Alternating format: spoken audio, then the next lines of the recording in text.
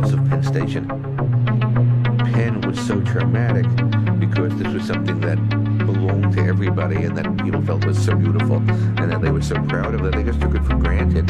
Felt that it couldn't possibly be torn down. Could you tear down the Grand Canyon? And then it was, and they put this really disgusting rabbit warren in its place. How tragic, how sad that so many Americans will never know what it was like to arrive in New York for the first time in your life at Penn Station. It was spectacular. If you had never been to New York before, you came into the city for the first time, you came out, and there you were in this breathtaking, man-made, wondrous architectural place. Vincent Scully says that we used to come in to New York like gods when we came into Penn Station. Now we come in to the present Penn Station like rats. It was one of the worst things to happen to an American treasure, not just in New York, but in the whole country. Pennsylvania Station, the greatest architectural monument of the imperial age of rail. It stood for more than half a century at the corner of 7th Avenue and 33rd Street in New York.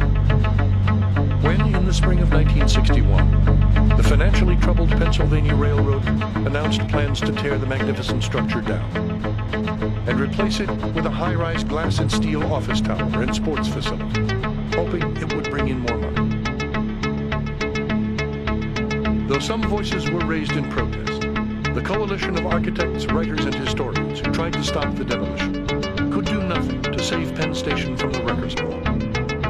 And 2 years later, on the morning of October 28, 1963, the demolition began.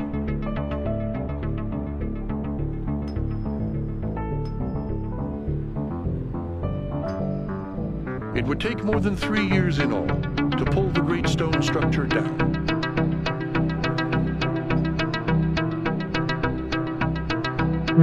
One by one, the enormous Doric columns, winged eagles, and granite angels that had ornamented its facade were cut down, carted away, and dumped in a foul-smelling swamp in the New Jersey Meadowlands. It is inconceivable that Penn Station was destroyed, demolished for one of the sorriest replacements that one could ever imagine. Everything about the ambition of Penn Station and of the great railroad stations expresses the kind of power that had been concentrated in New York. The loss of it was a sad commentary on the ideology of modernism, the belief that new is better, the belief that modern efficiency or that the profiting from new construction is an adequate replacement for the traditions, the heritage, and the real meaning of places in people's lives.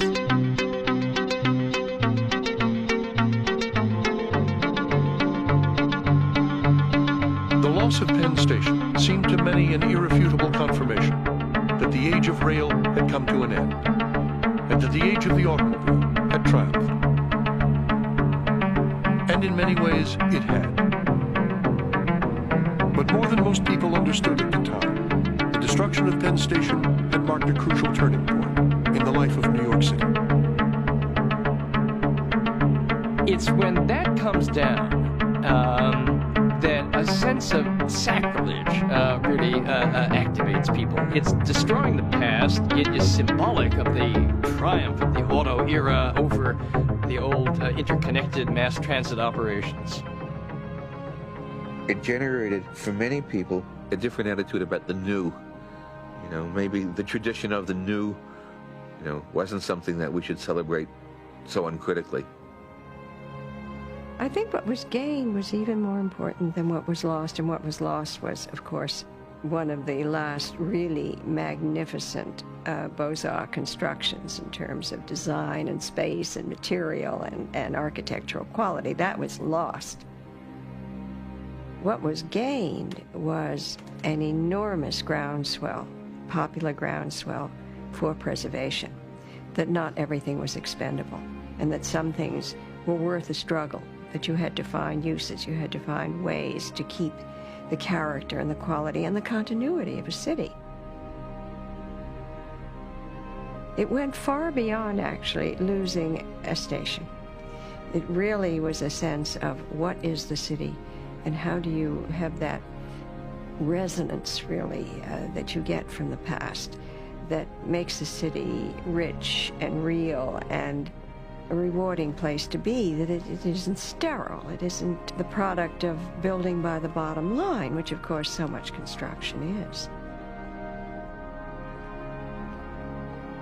Nobody seems to care about New York, except for those of us who live and work here. And we, who do care, believe the time has come to put a stop to the wanton destruction of our greatest buildings. To put a stop to wholesale vandalism.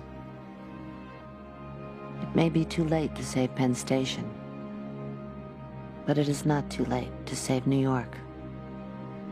Jane Jacobs and the Action Group for Better Architecture in New York.